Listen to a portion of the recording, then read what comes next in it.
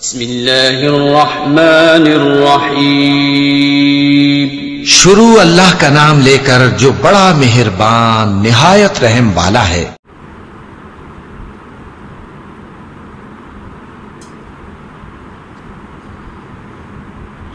ان الحمد للہ والصلاة والسلام على من لا نبي بعده. قال النبي صلى الله عليه وسلم: ابو بکر فی الجنہ، عمر فی الجنہ، عثمان فی الجنہ، علی فی الجنہ، طلحہ فی الجنہ، زبیر فی الجنہ، عبد الرحمن بن عوف فی الجنہ، سعد بن ابی وقاص فی الجنہ، سعید بن زید فی الجنہ، ابو عبیدہ بن جراح فی الجنہ، رضوان اللہ علیہم اجمعین. سامعین محترم، آپ احباب نے گزشتہ دنوں کے اندر مختلف مضامین پر گفتگو سماعت کی ہے. پہلی دعا یہ ہے جن احباب کا یہ جذبہ، یہ خواہش، یہ تمنا تھی کہ ہمیں عشرہ مبشرہ کی سیرت کے حوالہ سے ان کا تعارف کرا دیا جائے، اللہ تعالیٰ میرے سمیت ان تمام احباب کو کل قیامت والے دن ان عظیم ہستیوں کا ساتھ نصیب فرمائے. ان میں سے 4 شخصیات وہ ہیں جن کے متعلق آپ احباب نے پہلے بھی گفتگو سماعت کی ہے. جناب ابو بکر صدیق رضی اللہ تعالی عنہ، جناب عمر بن خطاب رضی اللہ تعالی عنہ، جناب عثمان بن عفان رضی اللہ تعالی عنہ، اور جناب علی المرتضیٰ رضی اللہ تعالی عنہ. یہ 4 شخصیات ہیں جن کی سیرت کے متعلق آپ احباب نے کچھ دن قبل چند باتیں سماعت کی ہیں. اب میں کوشش کروں گا اختصار کے ساتھ جو 6 شخصیات ہیں ان کا تذکرہ آپ احباب کے سامنے کروں. یہ بات یاد رہے، جنت کا پیغمبر علیہ السلام کی زبان مبارک سے سرٹیفکیٹ مل جانا یہ بہت بڑی سعادت ہے. اور یہ وہ 10 عظیم صحابہ کرام رضوان اللہ علیہم اجمعین ہیں جن کو نبی علیہ السلام نے ایک ہی مجلس کے اندر بیٹھے اپنے جنت کا سرٹیفکیٹ دی. ایک تو ہے نا موقع پہ موقع، کسی موقع پر کسی صحابی کے متعلق فرما دیا، کسی موقع پر کسی صحابی کے متعلق فرما دیا، اور قرآن نے عام سرٹیفکیٹ دے دیا. لیکن جن کا نام لے کر پیغمبر السلام نے جنت کا سرٹیفکیٹ دیا، ان کا مقام، ان کا مرتبہ عام سے بڑھ جاتا ہے. اس کا مطلب یہ ہرگز نہیں کہ دوسروں کی جنت کے اندر جانے میں کوئی شک و شبہ، معاذ اللہ ایسی بات نہیں. یہ صرف ان کا مقام ہے، ان کا مرتبہ، ان کو یہ اعزاز، یہ شرف ملا ہے کہ پیغمبر السلام نے ان کا ایک ہی مجلس کے اندر جنت کا سرٹیفکیٹ ان کے لیے جاری کیا. اور آپ جانتے ہیں یہ سرٹیفکیٹ عرش والے رب کی مرضی سے آیا ہے، زمین پر یہ سرٹیفکیٹ نہیں بنا. فرمایا وَالنَّجْمِ إِذَا هَوَىٰ مَا ضَلَّ صَاحِبُكُمْ وَمَا غَوَىٰ وَمَا يَنطِقُ عَنِ الْهَوَىٰ إِنْ هُوَ إِلَّا وَحْيٌ یہ میرے اللہ کی وحی سے سرٹیفکیٹ جاری ہوا، اور ایسے ہی نہیں جاری ہوا کہ ان کا یہ معیار نہیں تھا، بلکہ ان کو اللہ نے معیار بھی ایسا دیا کہ ان کے دل کے اندر جو ایمان موجود تھا اللہ نے اس کی گواہی دی۔ میں ایمان رکھتا ہوں، آپ ایمان رکھتے ہیں، لیکن یہ سرٹیفکیٹ کسی کے پاس نہیں ہے کہ دل سے ہے یا اوپر سے۔ اللہ ہم سب کے دلوں کے اندر ایمان کو مزین فرما دے، اللہ نفاق سے پاک فرما دے، لیکن بات یہ ہے کسی دوسرے کے پاس اس کی کوئی سرٹیفکیٹ نہیں ہے۔ یہ وہ عظیم ہستیاں ہیں جن کے دل کے اندر ایمان کو بھی اللہ نے مزین فرمایا، اور ان کے دل کے اندر ایمان ہے، اس کی گواہی بھی اللہ نے دی، پھر ان کی مغفرت کی گواہی بھی اللہ نے دی، پھر ان کے لیے جنت کے سرٹیفکیٹ بھی اللہ نے پیغمبر السلام کی زبان مبارک سے جاری کروائے۔ آئیے ذرا آگے بڑھتے ہیں۔ جناب علی المرتضیٰ رضی اللہ تعالیٰ کے بعد جو 6 عظیم صحابہ کرام ہیں جن کو نبی علیہ السلام نے بشارت دی، ان میں اگلے ہیں سیدنا طلحہ بن عبید اللہ رضی اللہ تعالیٰ۔ نبی علیہ السلام نے سیدنا طلحہ رضی اللہ تعالی عنہ کو بھی جنت کی بشارت دی، اور آپ علیہ السلام نے جناب طلحہ رضی اللہ تعالی عنہ کو دین اسلام کی سربلندی کے لیے، یہ وہ عظیم انسان ہے جو تیر انداز تھا، تیر کمان چلانے کے ماہر تھے۔ احد میں انہوں نے 2 یا 3 کمانیں چلانے کی وجہ سے اتنی تیزی سے چلائی کہ وہ ٹوٹ گئی۔ دشمن کے اوپر یہ روب رہا کہ اللہ تعالیٰ نے ان کو یہ اعزاز دیا تھا کہ یہ دشمن کے مقابلے کے اندر پیغمبر علیہ السلام کے محافظ بن کر اور دشمن کے سامنے سیسا بلائی دیوار کی طرح کھڑے رہے۔ رسول اللہ صلی اللہ علیہ وآلہ وسلم کی طرف جب غزوہ احد کے موقع پر دشمن کے تیر آ رہے تھے، جناب طلحہ رضی اللہ تعالی نبی علیہ السلام کو آپ کا دفاع کرتے ہوئے آپ کو بار بار فرما رہے تھے، محبوب جی آپ نے اوپر نہیں ہونا، یہ تیر آپ پر نہیں آنے چاہیے، یہ تیر طلحہ سینوں کے اوپر برداشت کرے۔ میں اپنا سینہ تان کر ان کے سامنے کھڑا ہوں، جب تک طلحہ آپ کے سامنے کھڑا ہے اور زندہ ہے، محبوب جی ان کی جرت نہیں کہ تیر آپ کے اوپر آ جائے، ان کے تیر میرے تو ٹکڑے کریں گے لیکن آپ کے اوپر ان تیروں کو نہیں آنے دیں گے۔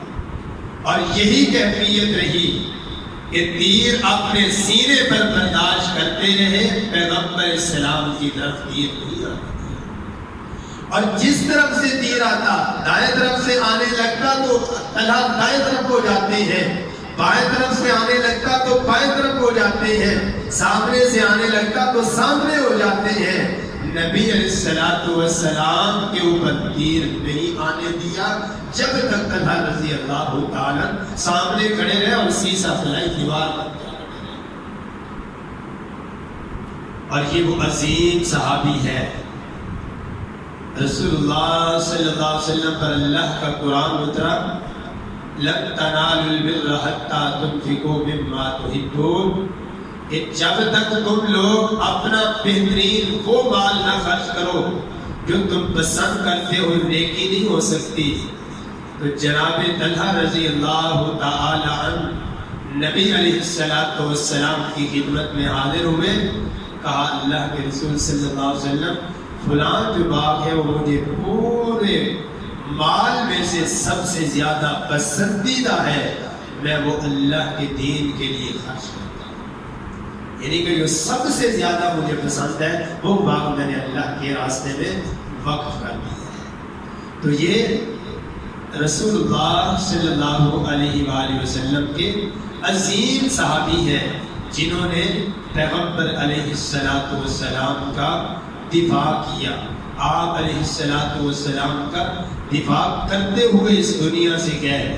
انہوں نے اپنی زندگی کے اندر پیغمبر علیہ السلام کے اوپر وار نہیں ہونے دیا۔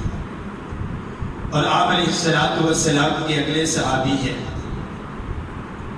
جناب زبیر بن عوام رضی اللہ تعالی، اور پیغمبر السلام نے فرمایا لوگوں یہ میرا مخلص اور میرا مددگار ساتھی ہے۔ فرمایا کہ اس کے اندر اخلاص بھی ہے اور مدد کی بھی یہ کمی نہیں چھوڑتا۔ اور سیدنا زبیر بن عوام کے انہوں نے جو اللہ تعالیٰ نے ان کو دولت دی تھی، انہوں نے اس دولت میں سے اللہ کے راستے کے اندر رقم صدقہ کرتے ہوئے کوئی کمی نہیں کی تھی، بلکہ کہا تھا اللہ کے رسول صلی اللہ علیہ وآلہ وسلم جو سب سے زیادہ چیزیں مجھے محبوب ہیں وہ میں اللہ کے راستے میں خرچ کرتا ہوں۔ اگلے صحابی ہیں رسول اللہ صلی اللہ علیہ وسلم کے سیدنا سعد بن ابی وقاص رضی اللہ تعالی۔ یہ وہ عظیم صحابی ہے، نبی علیہ السلام کے یہ رشتہ دار بھی ہے، اور پیغمبر علیہ السلام کے ساتھ محبت بھی بڑی ہے، الفت بھی بڑی ہے۔ آپ علیہ السلام نے دعا فرمائی اللہ سعد جب بھی دعا کرے تو اس کی دعا کو قبول فرما لینا۔ سعد رضی اللہ تعالی فرماتے ہیں میں نے جب بھی اپنے اللہ سے سوال کیا میرے پیغمبر کی دعا کو میرے رب نے قبول کیا، میرا کیا سوال اللہ نے کبھی خالی نہیں اٹھایا۔ مسلم بن سعد رضی اللہ عنہ فرماتے ہیں کہ سعد بن ابی وقاص رضی اللہ تعالی کے حق کے اندر کئی آیات اللہ تعالی نے قرآن کی نازل فرمائی تھی۔ اس کی تفصیل بیان کرتے ہوئے فرماتے ہیں جب سعد رضی اللہ تعالی مسلمان ہو گئے، ان کی والدہ نے قسم اٹھا لی تھی میں تجھ سے اس وقت تک نہیں بولوں گی جب تک تو اسلام سے نہیں پھر جائے گا، اور نہ میں کھاؤں گی نہ کچھ پیوں گی، حتیٰ کہ دھوپ پر رکی رہی تاکہ سعد رضی اللہ تعالی اسلام چھوڑ دیں، یہ لوگوں کی ملامت سے ڈر جائیں، اگر مجھے کچھ ہو جائے گا تو لوگ اس کو ملامت کریں گے آپ کی وجہ سے ماں بھوکی پیاسی تڑپتی ہوئی دھوپ پر مر گئی ہے، آپ نے اپنی ماں کا خیال نہیں کیا۔ قربان جائیے جناب سعد رضی اللہ تعالی کے اتنی محبت اسلام پر، اور آپ نے فیصلہ اپنی مرضی سے نہیں کیا، حتیٰ کہ ماں کی باتوں کے اندر بھی نہیں آئے۔ امام الانبیاء جناب محمد الرسول اللہ صلی اللہ علیہ وسلم کی خدمت کے اندر حاضر ہوئے، کہا اللہ کے رسول صلی اللہ علیہ وسلم میری والدہ ہے لیکن وہ اس بات پر باضد ہے جب تک میں اسلام کو نہیں چھوڑوں گا وہ نہ کچھ کھائے گی نہ کچھ پیے گی نہ وہ سائے پر جائے گی۔ میرے اللہ نے قرآن کو نازل فرمایا وَوَصَّيْنَا الْإِنسَانَ بِوَالِدَيْهِ حُسْنًا کہ اللہ تم سے والدین کے حوالہ سے نیکی کا حکم دیتا ہے، وَإِن جَاهَدَاكَ عَلَىٰ أَن تُشْرِكَ بِي مَا لَيْسَ لَكَ بِهِ عِلْمٌ فَلَا تُطِعْهُمَا وَصَاحِبْهُمَا فِي الدُّنْيَا مَعْرُوفًا، لیکن اگر وہ میرے ساتھ کسی کو شریک ٹھہرانے کا کہے تمہیں شرک کرنے پر مجبور کرے جس کا تجھے علم نہیں ہے تو ان کی اطاعت نہ کرنا۔ ہاں دنیاوی معاملات میں ان کے ساتھ اچھا سلوک کرنا، یہ جناب سعد رضی اللہ تعالی کے اس معاملے پر اللہ نے قرآن کا یہ مقام اتارا تھا۔ اور یہاں پہ ایک بات پہ غور کیجئے، والدین کی محبت اللہ نے ہر انسان کو دی ہوئی ہے، خصوصاً بیٹیوں کے دلوں کے اندر والدین کی محبت زیادہ ہوا کرتی ہے.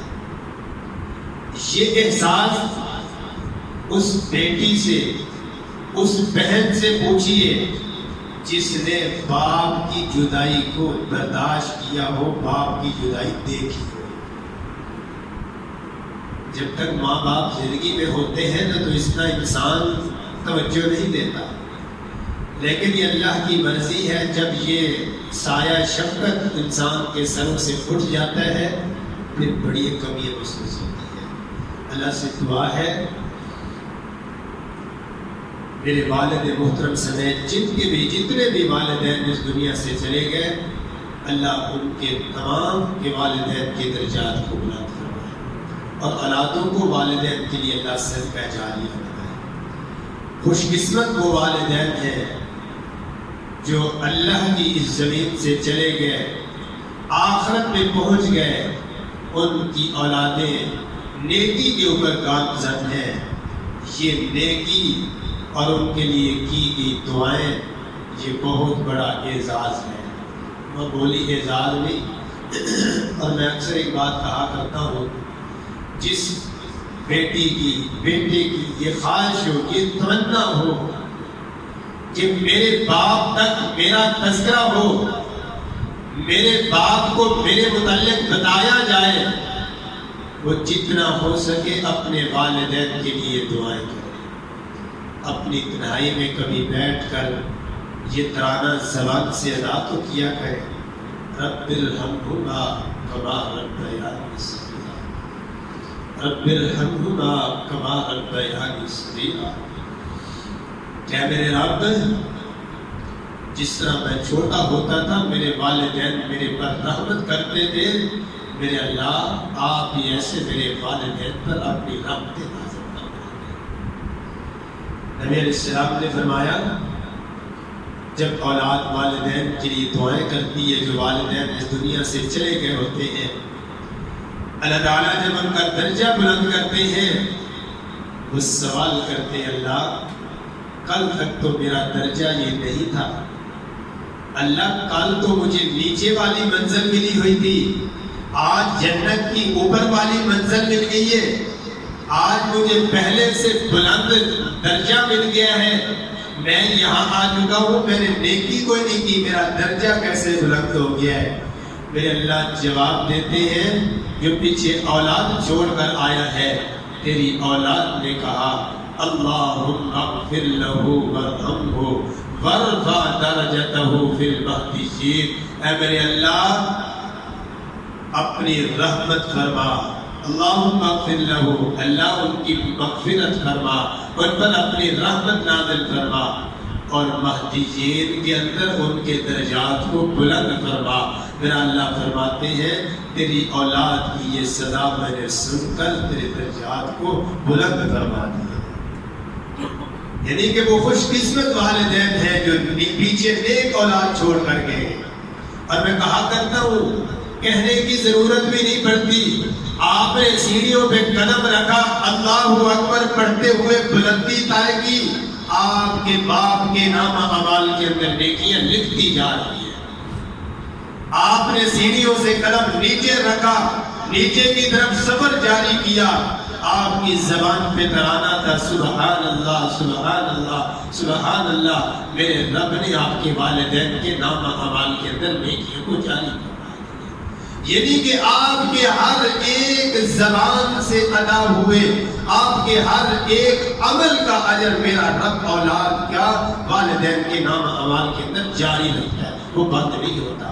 آپ نے کسی سے سلام کیا ہے، کسی سے حسن سلوک کیا ہے، کسی کی کوئی مدد کی ہے، کسی کے ساتھ کوئی احسان کیا ہے، کسی کے مشکل وقت کے اندر اس کا ساتھ دیا ہے، کسی کو کچھ کھلایا ہے، کسی کو کچھ پلایا ہے، کسی کو کچھ اٹھا کر دیا ہے. آپ کی ایک ایک نیکی آپ کے والدین کے نام اعمال کے اندر جاری ہے، آپ کو کہنے کی ضرورت بھی نہیں پڑے گی. اللہ ہم سب کی اولادوں کو ایسا بنا کہ جب ہم دنیا سے چلے جائیں تو پیچھے سے دعائیں ہوں، آخرت میں میرا رب درجات بلند کرتا ہے. یہ اولاد جو چاہتی ہے کامیاب ہو جائے، وہ یہ نہ سمجھے میرے ماں باپ چلے گئے میں دعاؤں سے محروم ہو گیا ہوں، حسن درجے کی روایت پیش کرنے لگا ہوں۔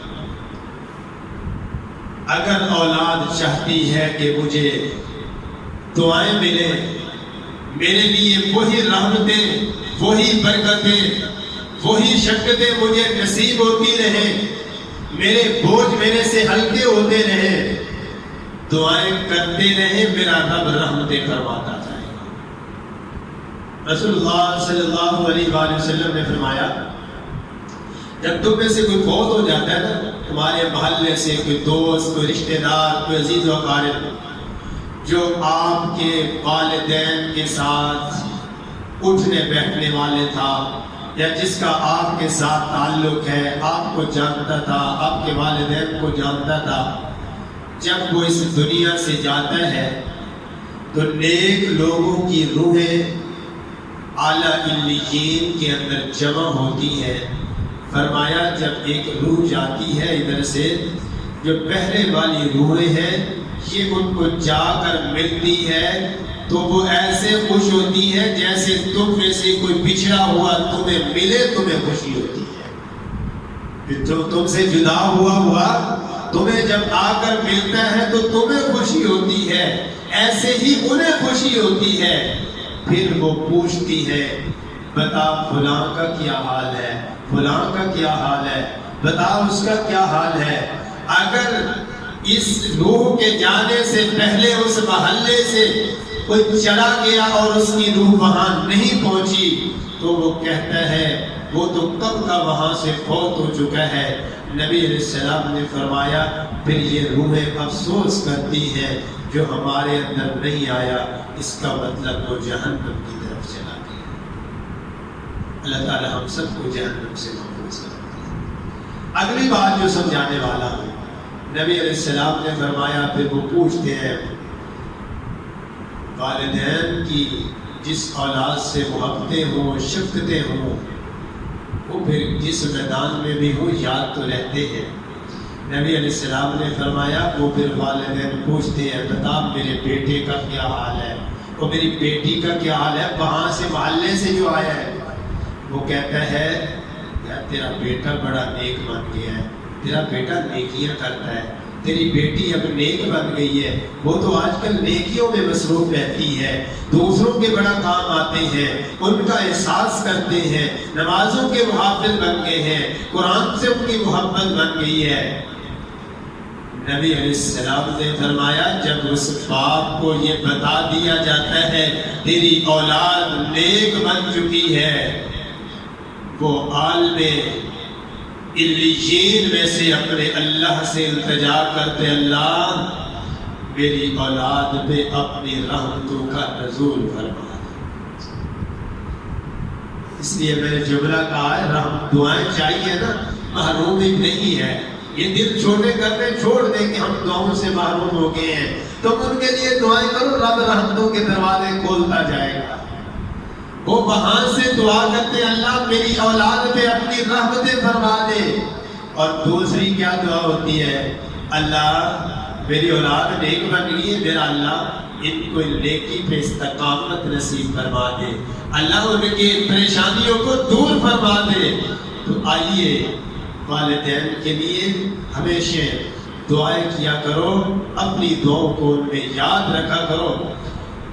اکثر پہلے بھی میں نے ذکر کیا پھر عرض کرنے لگا ہوں، یہ جو دعا پڑھی جاتی ہے نا اللہم اغفر لنا ولوالدینا، یہ صرف جو دعا کر رہا ہوتا ہے اس کے باپ کے لیے نہیں، اس کی ماں کے لیے نہیں، ولوالدینا یہ تمام کے والدین کے لیے دعا ہے۔ اور پھر یہ دعا صرف زندہ کے لیے نہیں، جو فوت ہو چکے ہیں وہ بھی اس کے اندر شامل ہیں۔ تو اپنی تنہائی میں دعائیں کیا کریں، آپ ان کے لیے دعائیں کرنا شروع کر دیں، میرا رب رحمت کے دروازے کھول دے گا۔ جو والدین کے لیے دعاؤں سے محروم ہے وہ رحمتوں سے محروم ہے۔ جسے اپنے والدین کے لیے دعاؤں کی توفیق نہیں ملتی اللہ وہ ہمیشہ پریشان رہتا ہے۔ آپ کبھی اپنی پریشانی میں بیٹھ کے اپنے والدین کے لیے دل جمی سے دعائیں کر کے تو دیکھیں، ان کے لیے مغفرت کی، درجات بلندی کی، رحمت کی، آخرت کی پریشانیوں سے اللہ ان کو محفوظ فرما لے، یہ دعائیں آپ کر کے دیکھیں، میرا رب آپ کی دنیاوی پریشانیوں کا حل کر دے گا۔ تو بات خیر تھوڑی دور چلی گئی ہے، کچھ خواہش بھی ظاہر کی گئی تھی کہ والدین کے متعلق بھی چند باتیں اللہ تعالیٰ جن کا یہ جذبہ ہے، جن کا یہ احساس ہے، ان کو دنیا اور آخرت کی تمام بھلائیوں سے مالا مال فرمائے۔ تو جناب سعد بن ابی وقاص رضی اللہ تعالیٰ نے ایک طرف ماں تھی اور ایک طرف ایمان تھا۔ ایمان کو اور ماں کی محبت کو ایک ترازو میں رکھا، ایمان کو دوسرے ترازو میں رکھا۔ ترازو کون سا غالب کیا؟ جس کے اندر ایمان موجود تھا۔ اور میں آپ کو یہ بات بتا دوں، آپ دل جمی سے ماں باپ کے لیے دعا کیا کریں، میرا رب ضرور رحمتیں فرمائے گا۔ آپ کیوں پریشان ہوتے ہیں؟ اگر آپ کو یہ ہوتا ہے نا کہ وہ توحید کو نہیں سمجھ رہے ہیں، وہ سنت کو نہیں سمجھ رہے ہیں، یار دل کس کے قبضے میں ہے؟ کیا اللہ دل نہیں پھیرے گا؟ دل نہیں پھیرے گا میرا رب؟ ہم کہاں بیٹھے ہوئے ہیں؟ تنہائی میں رو کے رب سے مانگیے، میرا رب ضرور رحمتیں کرے گا۔ اس دنیا سے جانے سے پہلے اللہ والدین کو آپ کے لیے ایسا راحت اور سکون کا ذریعہ بنا دے گا، آپ سوچ ہی نہیں سکتے۔ جس ماں باپ کے دل کے اندر تھوڑی سی تڑپ ہوتی ہے، ہاں ایک بات اور یاد رکھی ہے، دنیاوی معاملات میں ان کی خدمت میں کمی نہیں کرنی۔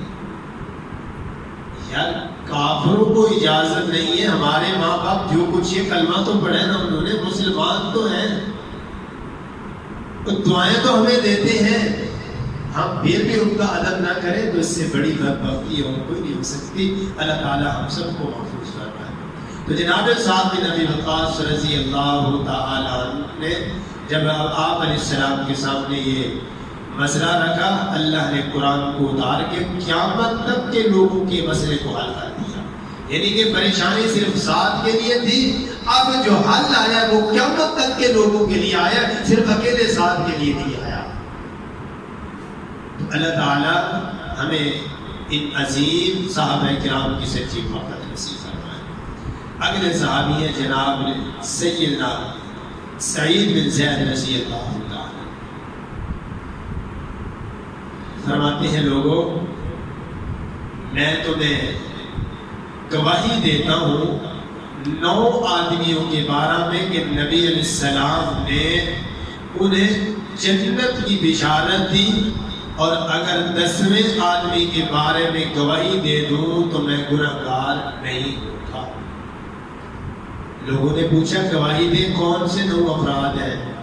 فرمایا نبی علیہ السلام ایک پہاڑ پر رکے ہوئے تھے، پہاڑ نے ہلنا شروع کیا، آپ نے فرمایا پہاڑ رک جا، تو نہیں جانتا تیرے اوپر اللہ کا نبی ہے، صدیق ہے، شہید ہے۔ پوچھا کیا وہ کون سے لوگ تھے؟ کہا اس پہاڑ کے اوپر اللہ کے رسول صلی اللہ علیہ وسلم تھے، ابو بکر تھے، عمر تھے، عثمان تھے، علی تھے، طلحہ تھے، زبیر تھے، سعد عبد الرحمن بن عوف تھے۔ پوچھا 10واں کون تھا؟ فرمایا 10واں محفوظ تھا۔ یعنی کہ 10ویں صحابی سیدنا سعید بن زید رضی اللہ تعالی، تو یہ عظیم صحابہ کرام رضوان اللہ علیہ اجمعین نے کہ جن کو اللہ نے دنیا کے اندر جنت کے سرٹیفکیٹ عطا فرما دی، اور جناب عبد الرحمن بن عوف رضی اللہ تعالی یہ عظیم صحابی ہے، اور آپ ان کی تفصیل سنتے رہتے ہیں، صرف اختصار سے عرض کرتا ہوں۔ عبد الرحمن بن عوف رضی اللہ تعالی جب اسلام قبول کیا تو ظالموں نے، مشرکین مکہ نے، کفار مکہ نے بڑے ظلم کیے۔ انہوں نے حبشہ کی طرف ہجرت کی، بیوی بچوں کو ساتھ لے گئے۔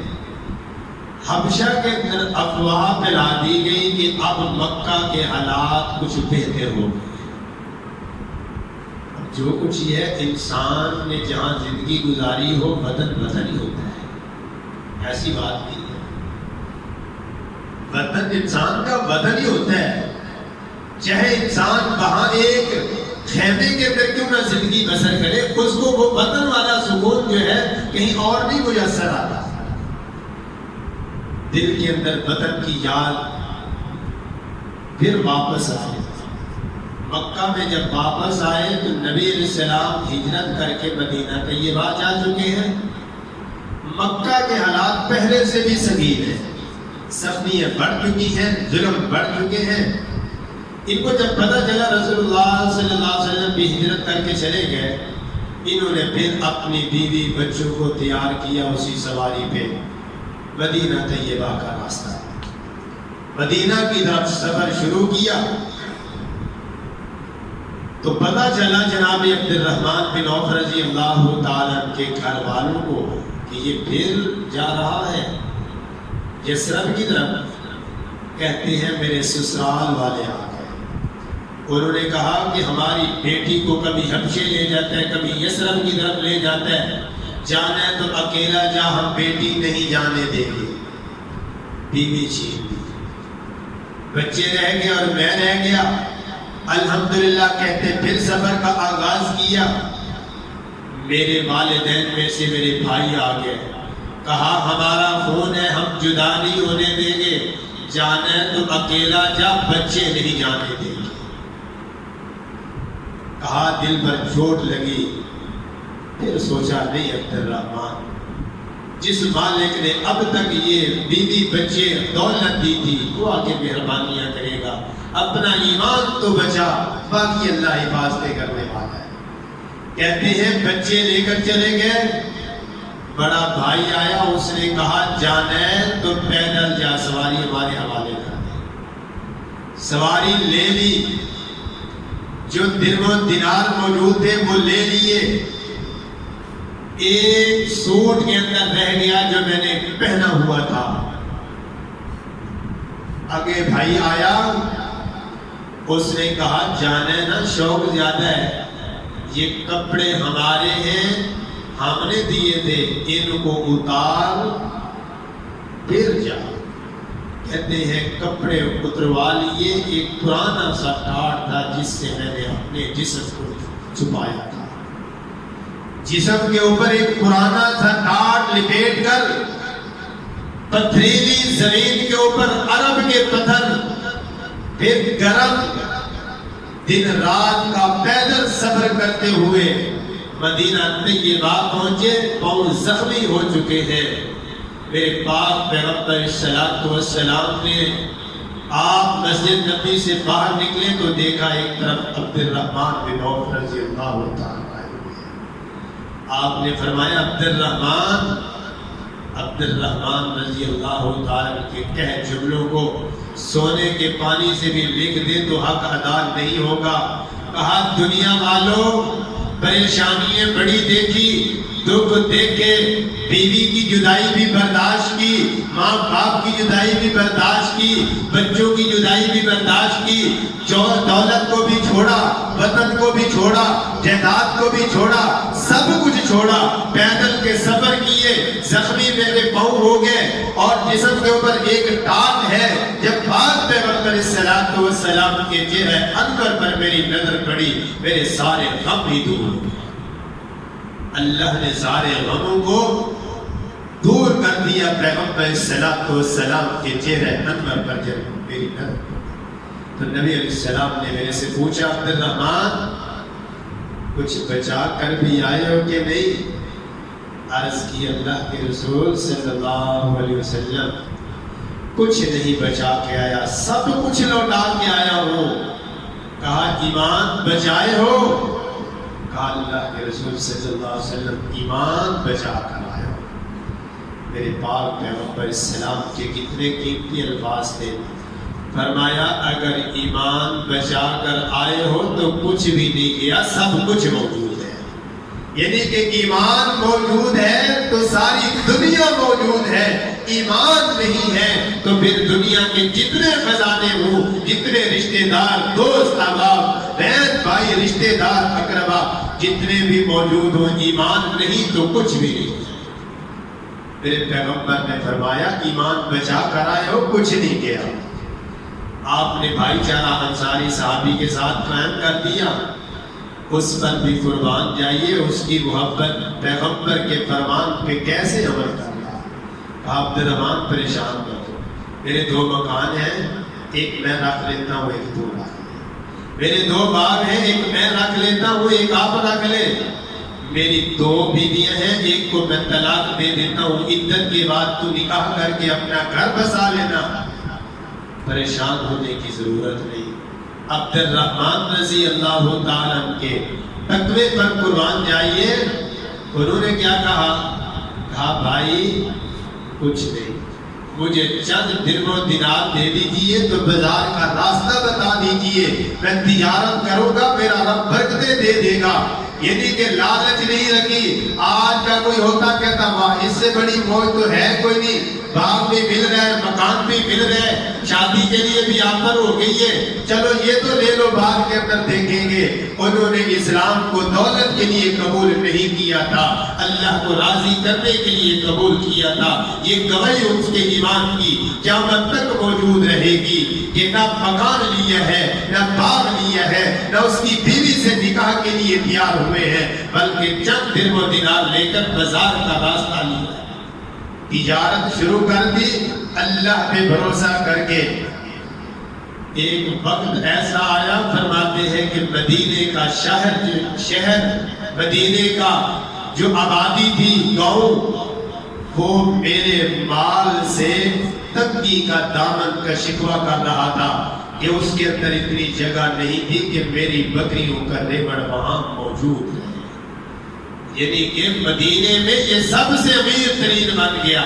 آیا تھا تو ایک ٹاٹ کے اندر تھا، کیا لے کر آیا تھا؟ ایمان لے کر آیا تھا.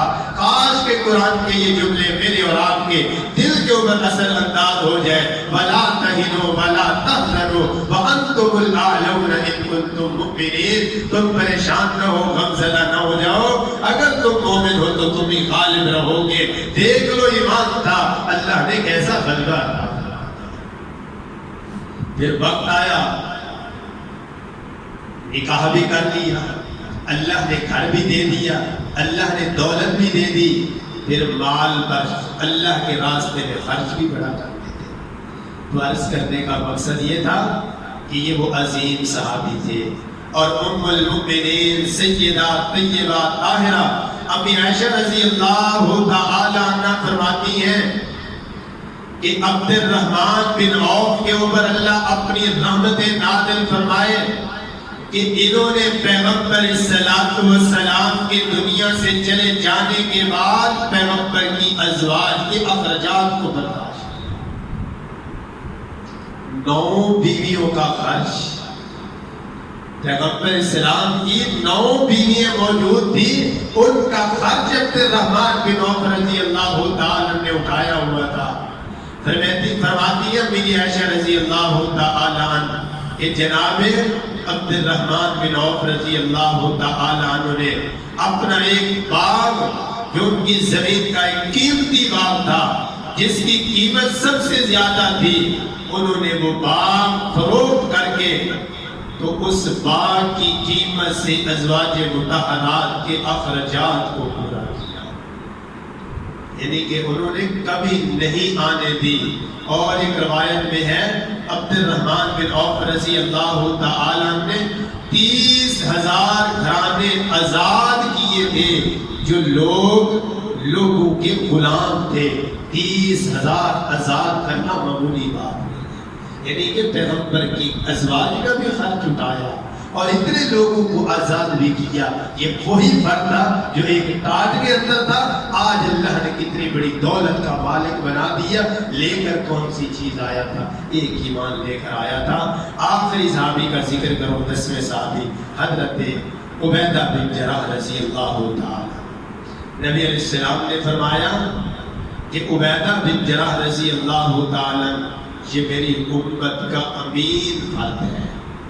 یعنی کہ اللہ نے اس کو یہ اعزاز دیا کہ اللہ کے پیغمبر صلوات و سلام کی زبان سے ان کے لیے امانت کا لفظ نکلا. سیدنا ابو ہریرہ رضی اللہ عنہ فرماتے ہیں رسول اللہ صلی اللہ علیہ وسلم نے فرمایا ابو بکر بہت اچھے آدمی ہے، عمر بہت اچھے آدمی ہے، ابو عبیدہ بھی بہت اچھے آدمی ہے. تو یہ نبی علیہ الصلوۃ والسلام کے عظیم 10 صحابہ کرام جن کا میں نے اختصار کے ساتھ آپ کے سامنے ذکر کیا ہے. اللہ تعالیٰ سے دعا ہے اللہ کل قیامت والے دن ہم سب کو ان کا ساتھ نصیب فرما دے، ہماری دنیا آخرت بہتر بنا دے. جو چند باتیں ہم نے عرض کی سنا سنایا بیٹھے رہے، اللہ تعالیٰ ہم سب کے لیے بخشش کا ذریعہ بنائے، درجات بلندی کا ذریعہ بنائے. اللہ ہمارے والدین کے لیے اس کو صدقہ جاریہ بنائے اور ان کے درجات بلندی اور ان کی بخشش کا بھی ذریعہ بنائے. اقول قولی ھذا والحمد للہ.